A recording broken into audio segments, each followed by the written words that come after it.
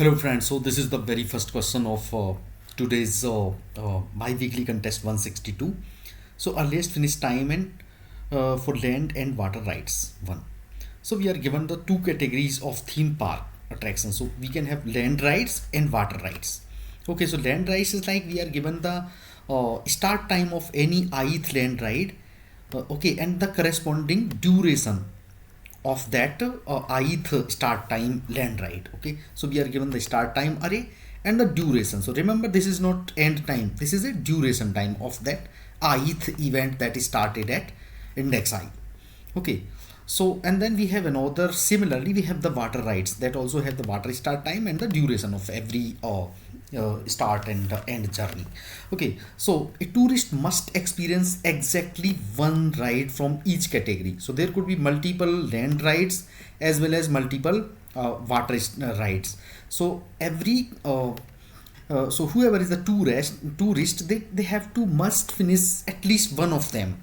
Okay, one from the land rights and one from the water rights. Okay, now what we have to do is return the earliest possible time at which the tourist can finish both rides. Okay, so there could be multiple possibilities and we have to find the one which would be earliestly finished. So our condition is we have to finish one from the land ride and one from the water ride.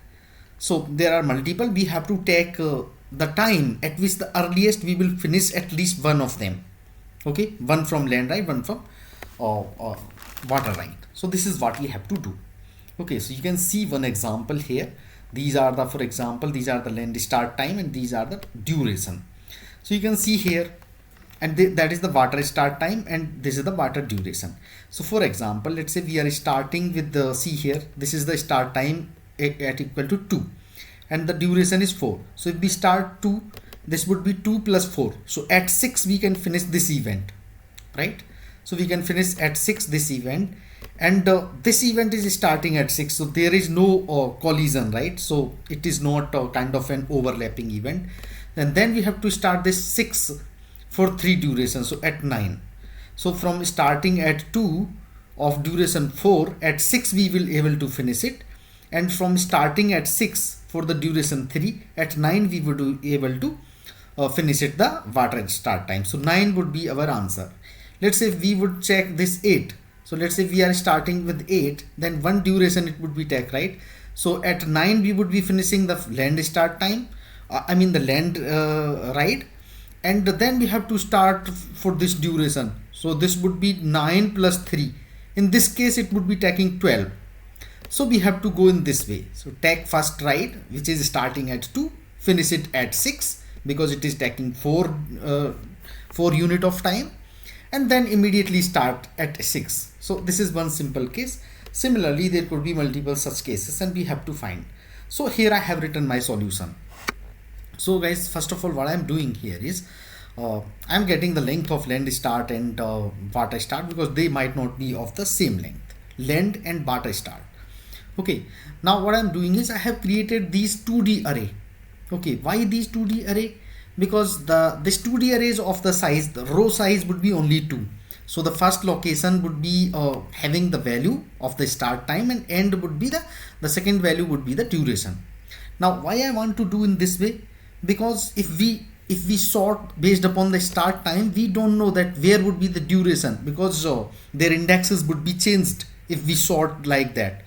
Okay, so for that reason we are keeping it together. So here is the start time and second value would be the duration. So we have land and right, and now we are filling these things. Okay, so see here, at 0th location we are putting the first value would be the land start time and the second value would be the whatever is the duration. So similarly I'm doing for the water as well. So once we are done with the filling of these 2D arrays, we would be having the start time as well as their or duration. Now what we are doing is we are sorting them based upon their start time. Okay, so we are making this arrays dot sort, and land and water, for both of them we are calling this comparator dot comparand, and A0 means the first value. Okay, so first value is the one that is start time. So based upon start time we are sorting them. Now this is our, let's say our this min finish time is our answer array where initially we are putting the maximum value. Then what we are doing here is, first of all, let's say we are starting with the land rights. Okay, let's say first finish the land right. So what we are doing, we have already sorted these land rights. So we are traversing through every value. Okay, so start time would be this at 0 for ith location. Okay, now we are adding what would be the end time. End time would be if start time plus whatever is the duration. So length I and 1 is the duration that we are adding. So this would be our length at end time for ith location. Now we have to check a corresponding water right which is not colliding with this. So any water right which we having the values which is greater than or equal to length at time, that would be our valid time, right? So see here what we are doing, we are looking for a water start time, okay, which is basically greater than or equal to length end time. So see here, that is why we are doing this maximum of water J0, whatever is the start time in water array, and the length end time. Why we are doing this max? Because we have to take the value which are greater than length end time. Okay, so that is why we are doing that. Okay, so water start time we are taking in that way. Now see here, we are taking the finish time for that. Okay, so for finish time, and one more thing is, in the question itself it is given that if start time is x, then this event can start at x or at a later point of time only. So that is why this max we are taking. Okay, now finish time would be obviously whatever is the start time plus whatever is the duration. So duration is water j and 1. So now what we have done, we have found the finish time for this as well. Now what we are doing here, we are taking the minimum of these two. Okay, so minimum finish time would be, okay, minimum finish time, what it would be, whatever is the minimum finish time we have got from here, and the finish time from there, right? Finish time from here, this is finish time and this is the minimum finish time. So initially we have put the max value here, so obviously this would be our finish time here. Now this case we have done when we started with the length and we checked a suitable ride for the water. Okay, now similarly that value would be in minimum finish time, so we will take in the minimum value, say here. Now similarly there could be a possibility that if we first complete the water ride and then we look for a land ride, so we are doing same thing. Now we are looking for a first of all we are taking the water end time. Okay, so we are looking for a water ride finished. So we are taking the start time and then we are taking the end time, and okay, so start plus whatever is the duration. Now after taking this value water end time, we have to look for a legit start time from the length with the same way, the way which we were doing here.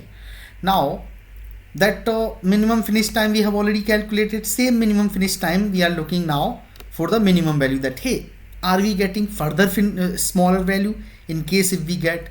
So same variable we are further looking. So after doing the both combination check, at the end we would be having this minimum finish time which we are returning. So let me execute this code which I have already executed and let me submit it. So yeah, it is getting submitted.